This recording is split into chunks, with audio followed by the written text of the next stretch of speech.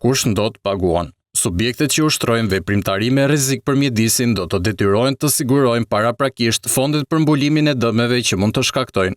Sipas projektligjit të hartuar nga Ministria e Mjedisit, përgjegjësia financiare për pastrimin, rehabilitimin ose kompensimin e dëmit do të bjerë mbi operatorin privat dhe jo mbi buxhetin e shtetit. Bizneset do të duhet të krijojnë një garanci të posaçme financiare për përballimin e dëmeve të mundshme ose për ndërhyrje në rast të një kërcënimi të pashmangshëm ndaj mjedisit. Garancia do të ofrohet në formën e një garancie bankare ose të një kontrate sigurimi dhe do të jetë e detyrueshme për operatorët që zhvillojnë aktivitete të përcaktuara nga legjislacionin për mbrojtjen e mjedisit. Pa këtë garanci, subjektet nuk do të mund të vijojnë aktivitetin sipas kushteve të përcaktuara në vendim.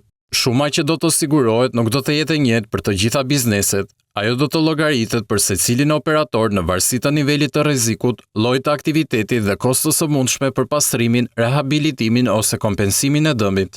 Synimi i këtij mekanizmi është të ulë barrën mbi fondet publike dhe të garantojë që kostot e dëmeve të shkaktuara nga veprimtaria njerëzore të përballohen nga vetë ndotësit. Zbatimi i tij nuk parashikon shpenzime shtesë për buxhetin e shtetit, pasi të gjitha kostot do të mbulohen nga operatorët privat.